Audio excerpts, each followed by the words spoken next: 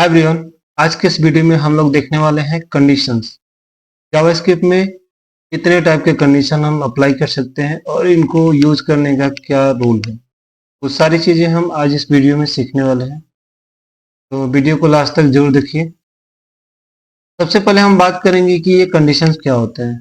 तो दोस्तों मैं आपको बताऊं, कंडीशन जो होते हैं बेसिकली इनका उपयोग हम निर्णय लेने के लिए करते हैं ना। कि आप समझो बात को कि आपके कोड में कभी कभी ऐसा सिचुएशन आता है कि हमें कि पार्ट को यानी कोड के किसी पार्ट को कंडीशन पर दिखाना होता है ना। हमने एक लॉजिक लिखा और उसमें हमने लॉजिक में क्या किया, बोला ये कि अगर ये लॉजिक सही है तो फिर आप ये वाला पार्ट दिखा दो, और अगर गलत है तो फिर ये वाला पार्ट दिखा दो। तो इस तरह से हम कंडीशन का यूज कर सकते हैं। तो आप समझ सकते हो कि कंडीशन जो होता है किसी भी प्रोग्रामिंग लैंग्वेज में बहुत ही इंपॉर्टेंट भाग होता है ना। हम इससे कोड को कंट्रोल करते हैं कि कौन से पार्ट को एग्जीक्यूट करवाना है और कौन से पार्ट को एग्जीक्यूट नहीं करवाना है ना। तो जावास्क्रिप्ट में कंडीशन हम इफ के थ्रू लगा सकते हैं, स्विच केस यूज कर सकते हैं इसके लिए, या फिर आप टर्नरी ऑपरेटर यूज कर सकते हो जो कि आपका इफ एल्स का ही शॉर्टर वर्जन कहलाता है ना। अब हम बात कर लेते हैं अपने इफ वाले की। तो इफ में देखो बेसिकली होता क्या है कि यहाँ पर इसका जो सिंटेक्स होता है, लिखने का जो तरीका होता है कुछ ऐसा होता है कि हम इफ लिखेंगे और एक किसको अपना ये जो स्मॉल ब्रैकेट है वो यूज करेंगे। बीच में हमें कंडीशन देना होता है। क्या होता है, बीच में कंडीशन देना होता है। अब कंडीशन हम कुछ भी दे सकते हैं, जैसा कि आप एग्जांपल में देख सकते हो। यहाँ पे कंडीशन आपका है कि एज है, एज अगर आपका 18 से अधिक या 18 के बराबर होता है तो आपका यहाँ पे कंसोल में दिखेगा एडल्ट। ओके, और अगर नहीं होगा तो फिर ये कोड चलेगा ही नहीं। ठीक है, इस कंडीशन का कहने का मतलब यही है। अब देखो क्या हो रहा है कि यहाँ पे इफ है, ये स्मॉल ब्रैकेट में कंडीशन हो गया और इसके अंदर हम कर्ली ब्रेसेस बना के इसके कोड को लिखते हैं, यानी कि इसका ब्लॉक बनाते हैं, है ना। ये हमारा ट्रू ब्लॉक है। अगर ये कंडीशन सेटिस्फाइड होता है तो आपका ये कोड चलेगा, अदरवाइज इस पूरे कोड को स्किप कर दिया जाएगा आपके सिस्टम के थ्रू। तो इस तरह से हम इफ का यूज करके कंडीशन लगा सकते हैं। और इसका हम आगे जाएं तो इफ एल्स का यूज करके हम मल्टीपल चीजों को यहाँ पे कंडीशन के थ्रू दिखा सकते हैं, है ना। अब यहाँ पे क्या है कि इफ एल्स में हमें बस थोड़ा सा फर्क दिखेगा, और वो क्या है कि हम एक पार्ट और एडिशनल इसमें जोड़ देते हैं। अब इस पूरे पार्ट का क्या मतलब है मैं आपको बताऊं।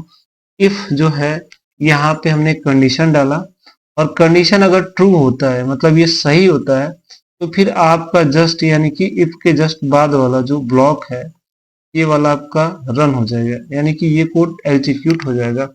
अदर है ना, अगर हम देखा जाए कि अगर ये कंडीशन आपका गलत होता है तो क्या होगा, गलत होगा तो फिर एल्स वाला पार्ट एग्जीक्यूट होगा, तो ये वाला कोड आपका रन होगा। ये वाला कोड तब रन नहीं होगा जब आपका ये कंडीशन गलत होगा। तो इस तरह से आप देख सकते हो कि इफ एल्स का यूज करके हम यहाँ पे लॉजिकल कंडीशन दे सकते हैं। अब जो भी आप के पास एल्गोरिथम है या फिर आपके पास कोई ऐसा केस है कि जहाँ पे आपको कंडीशन यूज करना है, तो आप यहाँ पर यूज कर सकते हो। आप खुद देखो, यहाँ पे हमारे पास एक स्कोर है क्योंकि हम यहाँ पे बोल रहे हैं कि 40 के बराबर या 40 से अधिक आता है तो हम आपको यहाँ पे दिखाने वाले हैं पास। और अगर स्कोर आपका इससे कम होगा यानी कि ये कंडीशन आपका गलत हो जाएगा, और जब गलत होगा तो हम यहाँ पे प्रिंट करवा देंगे फेल का। तो इस तरह से हम कंडीशन का यूज कर सकते हैं, है ना। हम इफ एल्स कंडीशन का यूज इस तरह से कर सकते हैं। अभी हम और आए तो जैसे होता है ना कि इसको हम बोलते हैं इफ एल्स, है ना, एल्स इफ एल्स। तो ये जो कंडीशन हमारा है ये मल्टीपल कंडीशन को चेक करने के लिए हम यूज करते हैं। जैसे कि हम जब ग्रेडिंग सिस्टम यूज करते हैं ना किसी एग्जाम में कि कोई 33% से लेके 45 तक रहेगा तो उसको हम थर्ड डिवीजन देंगे, या फिर उसको 45 से लेके 50 से लेके 60 के बीच में होगा तो उसको हम सेकेंड डिवीजन देंगे। 60 प्लस जितने भी होंगे उनको हम फर्स्ट डिवीजन देंगे। तो इस तरह से हम क्या कर रहे हैं कि मल्टीपल कंडीशन वहाँ पे हमें टेस्ट करवाने की जरूरत पड़ती है। तो उसके लिए हम यूज कर सकते हैं ये वाला स्टेटमेंट, है ना, इफ, एल्स इफ और एल्स। इसका क्या मतलब है मैं आपको बताऊं तो देखो, यहाँ पे एक कंडीशन होगी हमारे इफ के अंदर। अगर ये ट्रू होती है कंडीशन नंबर 1 तो आपका ये वाला ब्लॉक चलेगा। अगर ये कंडीशन आपकी, है ना, ट्रू होती है तो ये चला, ठीक है। और अगर ये फॉल्स है तो फिर यहाँ पे आएंगे और वो चीजें फिर हमारे यहाँ पे टेस्ट होंगी। और अगर ये वाला पार्ट आपका ट्रू हुआ तो ये वाला ब्लॉक चलेगा, और अगर ये भी गलत हुआ तो फिर बाय डिफॉल्ट आपका एल्स वाला चल जाएगा, है ना। यानी कि मल्टीपल कंडीशन हम लगा सकते हैं। कोई भी अगर सेटिस्फाइड हुआ तो वाला ब्लॉक एग्जीक्यूट हो जाएगा, अदरवाइज आपका बाय डिफॉल्ट एल्स वाला आएगा। यानी कि अगर कोई भी कंडीशन ट्रू नहीं मिलता है तो एल्स वाला ब्लॉक आपका एग्जीक्यूट हो जाएगा, है ना। इस तरह से हम देख सकते हैं कि अगर मार्क आपका 90 के बराबर या 90 से बड़ा है तो हम उसको ए प्लस दे देने वाले हैं। और अगर मार्क आपका 60, है ना, या 60 से बड़ा है तो उसको बी ग्रेड देने वाले हैं। और इसी तरह से अगर कुछ नहीं, ये दोनों नहीं मिलता तो हम वहां पे उसको सी देने वाले हैं। तो इस तरह से हम इसका यूज कर सकते हैं। तो हम बात कर लेते हैं इसका जो शॉर्टर वर्जन टर्नरी ऑपरेटर है, तो कैसे हम यूज करेंगे। जो इफ एल्स होता है ना, में हमारे पास ट्रू और फॉल्स ब्लॉक होता है ना। अगर कंडीशन ट्रू हुआ तो ब्लॉक अलग चलेगा और फॉल्स हुआ तो अलग चलेगा। तो वही चीज हम यहाँ पे उतना 9 लिख के हम एक शॉर्टर वर्जन में दे सकते हैं। पहले कंडीशन, फिर क्वेश्चन मार्क। अब जैसे ही कंडीशन ट्रू होगा तो आपका क्वेश्चन मार्क के जस्ट बाद वाला जो है ना, ये वाला ब्लॉक एग्जीक्यूट हो जाएगा। और अगर ये आपका फॉल्स होता है तो ये सेकेंड वाला चल जाएगा। इस तरह से हम यहाँ पे देख सकते हैं ना कि अगर एज जो है वो 18 से बराबर या 18 के बड़ा होता है इससे, तो फिर हमारा कौन सा चलेगा, ये चलेगा, है ना, ट्रू हो जाएगा। और अगर ये फॉल्स होता है तो फिर आपका माइनस है। तो इस तरह से हम टर्नरी ऑपरेटर का भी यूज कर सकते हैं। स्विच स्टेटमेंट की बात करें तो देखो ये भी आपका इफ एल्स की तरह से, बस थोड़ा सा इसमें फर्क है ना। यहाँ पर भी हम मल्टीपल कंडीशन को सेटिस्फाई करते हैं। और इसका जो लिखने का तरीका होता है कुछ ऐसे होता है कि हम स्विच लिखेंगे, फिर यहाँ पे एक्सप्रेशन देंगे, यानी कि जो भी एक्सप्रेशन आप देना चाहते हो। जैसे यहाँ पे आप कोई एक्सप्रेशन देते हो तो वो आपके जैसे ही स्विच आपका स्टेटमेंट चालू होगा तो यहाँ पे जितने भी केसेस आप बनाते हो उसमें जाके ये एक्सप्रेशन को चेक किया जाएगा। अगर ये वाली चीजें मिली, जैसे मान के चलो मैंने वैल्यू 1 लिखा और यहाँ पे एक्सप्रेशन में मैंने वैल्यू 1 लिखा, तो ये वैल्यू 1 जैसे ही अंदर जाएगा तो ये केस वाला वाला मिल जाएगा और यहाँ मिलेगा तो ये वाला आपका चल जाएगा। जैसे इसके अंदर का कोड चला फिर उसके बाद से ये नीचे वाला ना रन हो इसलिए हम ब्रेक लगा देते हैं। आपका ये जो कंडीशन वहीं से ब्रेक होके आप बाहर आ जाओगे, है ना। और अगर ये वाला नहीं मिला तो ये वाला चलेगा, और कोई नहीं मिला तो बाय डिफॉल्ट आपका ये वाला चल जाएगा। तो इस तरह से हम स्विच स्टेटमेंट का यूज कर सकते हैं अपने प्रोग्रामिंग लैंग्वेज में। तो अभी हम इस चीज को प्रैक्टिकल करके देख लेते हैं, है ना, कि ये कैसे काम करने वाला है। तो हम आ गए अपने VS कोड एडिटर में और यहाँ पे हम क्या करते हैं, एक इफ यूज कर लेते हैं, है ना। ये हमारा इफ हो गया और इफ में मैंने दे दिया ओके, मैं एक वेरिएबल ले लेता हूँ ना, लेट एज नाम का वेरिएबल लेने वाला हूँ, ठीक है। और इसमें मैंने बाय डिफॉल्ट रखा नहीं, बट मैं क्या करता हूँ यहाँ पे प्रॉम्प्ट यूज करता हूँ। क्या लिखता हूँ, प्रॉम्प्ट, है ना। ये प्रॉम्प्ट यूज हो गया और इस प्रॉम्प्ट में एज डलाऊंगा, है ना। इंटर और एज है। ये हो जाएगा हमारा। अब इसी प्रॉम्प्ट को हम के अंदर डालेंगे और एज लिखेंगे, एज इज ग्रेटर देन और इक्वल टू आपका 18 अगर होता है तो फिर इसका एक हम ब्लॉक बना लेते हैं ट्रू वाला। और यहाँ पे मैं लिखता हूँ डॉक्यूमेंट डॉट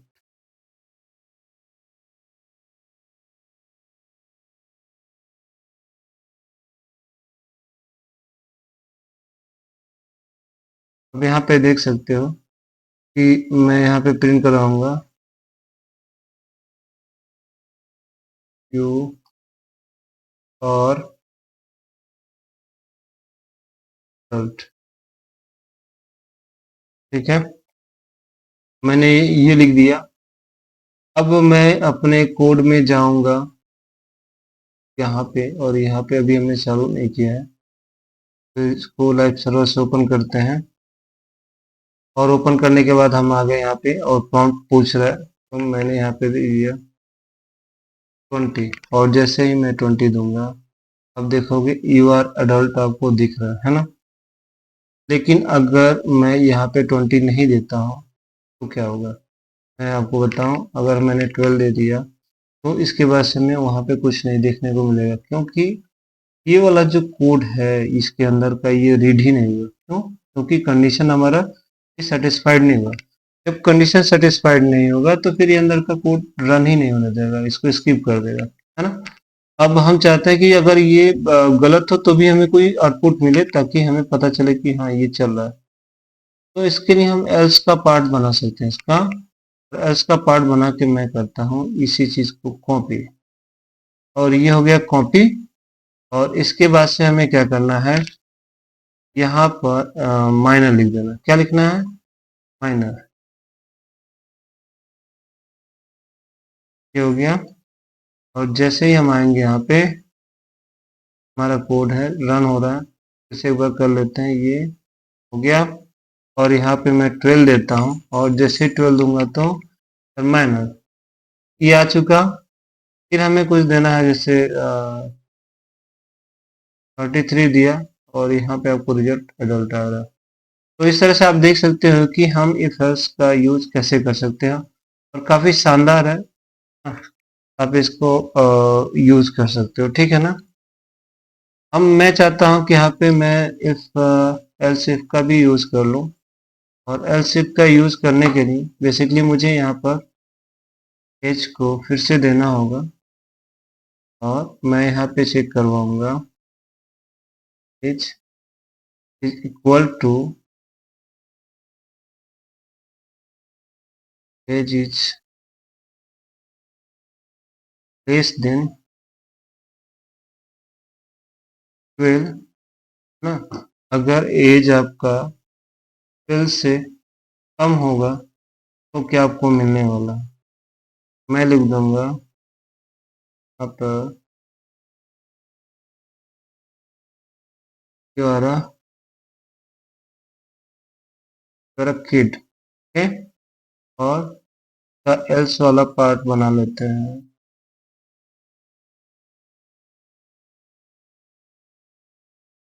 एल्स वाला पार्ट बन जाएगा आपका। और यहाँ पे हम जो लिखने वाले थे,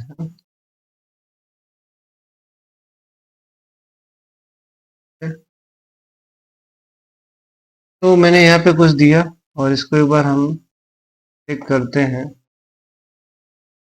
हाँ, तो मैं यहाँ पे देता हूँ 10, और जैसे मैंने 10 दिया, यू आर किड, ओके।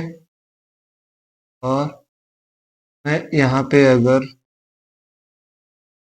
देता हूँ 16, और जैसे ही मैं 16 दूंगा तो you are minor, okay.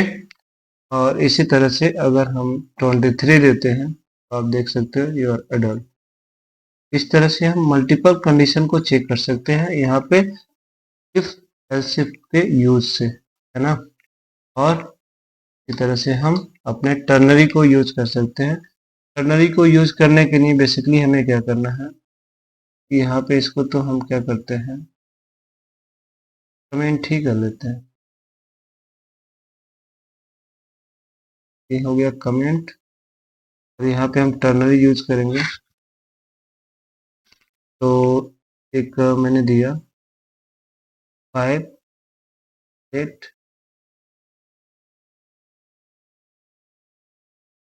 8 x हो गया। और इसी के अंदर हम क्या करेंगे, वैल्यू को स्टोर करवा लेंगे। तो यहाँ पे मैं लिखता हूँ इज इक्वल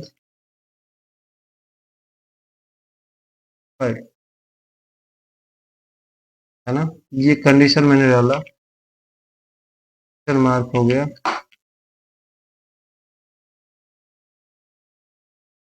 हेलो, और यहाँ पे मैं करता हूँ इसको बाय। इस तरह से हमने यूज किया। अब इसी चीज को मुझे क्या करना है, डॉक्यूमेंट डॉट राइट कर देंगे, और यहाँ पे मैं एक्स को प्रिंट करवा दूंगा। तो इस तरह से आप देख सकते हो कि यहाँ पर ये कंडीशन हमने दिया है। अगर ये कंडीशन ट्रू होगा तो हेलो आपको मिलेगा, और कंडीशन अगर फॉल्स होगा तो बाय आपको मिलेगा। तो आप अभी यहाँ पे देख सकते हैं कि हमारा कुछ पुराना सा है। हेलो आ गया ना। हेलो क्यों आया, रीजन बताओ। तो ये 5 और 5 बराबर है, यहाँ पे वैल्यूज को कंपेयर किया गया है, डेटा टाइप को नहीं कंपेयर किया गया। लेकिन अगर मैं यहाँ पे और लगा दूं तो डेटा टाइप भी कंपेयर होगा, और ऐसे में आंसर आपको मिलेगा बाय। तो इस तरह से हम यूज कर सकते हैं अपने टर्नरी ऑपरेटर का। अब हम बात कर लेते हैं अपने क्या बोलते हैं, स्विच, है ना। स्विच स्टेटमेंट को यूज करेंगे, और स्विच स्टेटमेंट को यूज करने का एक तरीका है जो आप ऐसे लिख सकते हो। और यहाँ पे हम जैसे प्रॉम्प्ट है, एक प्रॉम्प्ट है जो ले ले रहे हैं, प्रॉम्प्ट हो जाएगा हमारा ये। बस प्रॉम्प्ट के अंदर मैं करता हूँ इंटर अ नंबर, है ना।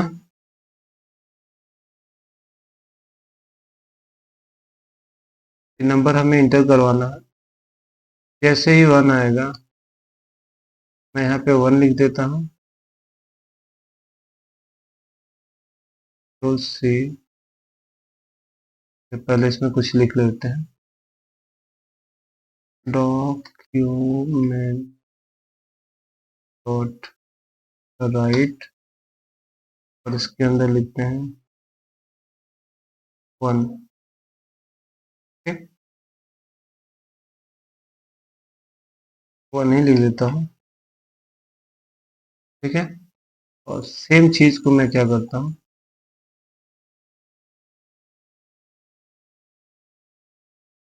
तो हमें कॉपी करना है, कंट्रोल सी,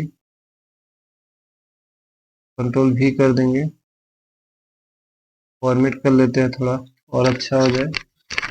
और यहाँ पे हम क्या करेंगे, अब 2 रख लेते हैं, है ना। और बाय डिफॉल्ट में कंट्रोल सी, और यहाँ पे सी, यहाँ पे हम लिखेंगे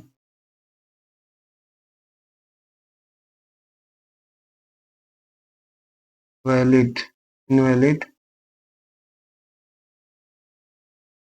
पुट। ओके, तो यहाँ पे इनवैलिड इनपुट हो चुका है, और यहाँ पे हम क्या करते हैं, फेस 2 में 2 डाल देते हैं। अब मैं पूरे इस स्विच स्टेटमेंट को आपको समझा दूं। यहाँ पे एक चीज है, आप थोड़ा सा ध्यान देना, वो ये है कि हमारे पास एक प्रॉम्प्ट है। इस प्रॉम्प्ट में हम जब भी कोई नंबर डालेंगे तो वो आपका चेक होगा कि कौन सा है, यहाँ पे जितने भी केस बना है उसमें से कौन सा मैच कर। अगर मैं यहाँ पे एक नंबर डालूंगा तो एक वाला चलेगा, और जैसे ही कोड रन हो जाएगा फिर आपका कोड ये ब्रेक हो जाएगा। ठीक है, कंडीशन ब्रेक हो जाएगा। और अगर मैं 2 डालता हूँ तो 2 वाला चलेगा और ये ब्रेक हो जाएगा। और कोई भी आपका सही नहीं होगा तो फिर ये आपका ये वाला चल जाएगा। इस तरह से पूरा काम करने वाला। चलो एक बार इसको चेक कर लेते हैं क्या होने वाला। मैंने यहाँ पे डाला 1, और जैसे मैंने 1 डाला आपको इनवैलिड इनवैलिड इनपुट आपको मिल रहा। तो ऐसा क्यों हो रहा है ना, ऐसा क्यों हो रहा है मैं बताओ। जब भी आप प्रॉम्प्ट के थ्रू कोई नंबर या कुछ डालते हो तो वहां पे आपको ये स्ट्रिंग में मिलता है। किस में मिलता है, स्ट्रिंग में मिलता है। तो इसी वजह से यहाँ पे ये हमने नंबर दिया हो तो इसको स्ट्रिंग में हमें कन्वर्ट करना पड़ेगा, तब जाके ये काम कर जाएगा। अभी देखना, वो ए को सॉरी 1 को रिकॉग्नाइज ही नहीं कर पा रहा था ना। तो स्ट्रिंग नंबर मान रहा था, और यहाँ पे हमें जो मिल रहा था वो स्ट्रिंग मिल रहा था। इस वजह से हमें ये प्रॉब्लम हो रही थी। और अभी हम क्या करेंगे, यहाँ पाएंगे और यहाँ पे 1 डालेंगे और ओके करेंगे, तो आपको देखो 1 मिला ना। तो 1 आपको कहाँ से मिल रहा है? 1 आपको यहाँ से मिल रहा है, ठीक है ना। ये हाई बाय जो दिख रहा है ना आपको, हाई बाय क्यों दिख रहा है? यहाँ पे हमने कुछ चीज है जो लिख के रखी हुई है, इसलिए आपको दिख रहा था, ठीक है। अब यहाँ पे आप देख सकते हो कि जैसे ही हम यहाँ पे आए, हमको क्या करना है, एंटर करना है। इसमें मैंने 3 डाल दिया, जबकि मैंने 3 के लिए कोई केस बनाया ही नहीं। तो यहाँ पे इनवैलिड इनपुट आपको मिल गया। और अगर मैं 2 डालता हूँ, क्या डालता हूँ, 2 डालता हूँ, तो आपको 2 आउटपुट मिल रहा है। तो इस तरह से आप देख सकते हैं कि स्विच स्टेटमेंट आपका कैसे काम कर रहा है, और इसका यूज करके हम कंडीशनल लॉजिक्स को लिख सकते हैं, है ना। और आई होप आप सभी लोगों को मैंने कंडीशन से रिलेटेड जो भी फीचर्स हमारे पास हैं, जो भी फंक्शंस हैं, मैंने आपको बता दिया कि अगर हमें कंडीशन कहीं भी अपने प्रोग्रामिंग लैंग्वेज में लगाना है, तो वहाँ पे हम स्विच का यूज कर सकते हैं, इफ एल्स का यूज कर सकते हैं, इफ का यूज कर सकते हैं, और फिर टर्नरी का यूज कर सकते हैं। तो ये तीनों चीजें मैंने आपको बता दी। आई होप ये वीडियो आपको समझ में आया होगा। वीडियो अगर आपको पसंद आया हो तो वीडियो को लाइक कर दें, और चैनल पे नए तो चैनल को सब्सक्राइब भी कर दें। साथ ही साथ बेल आइकन भी दबा दें, ताकि हमारे आने वाले सभी वीडियो का नोटिफिकेशन आपको सबसे पहले मिल जाए। और चैनल के साथ जुड़े रहिए, आपको और भी इंटरेस्टिंग चीज़ें यहाँ पे मिलने वाली हैं। तब तक के लिए बाय बाय।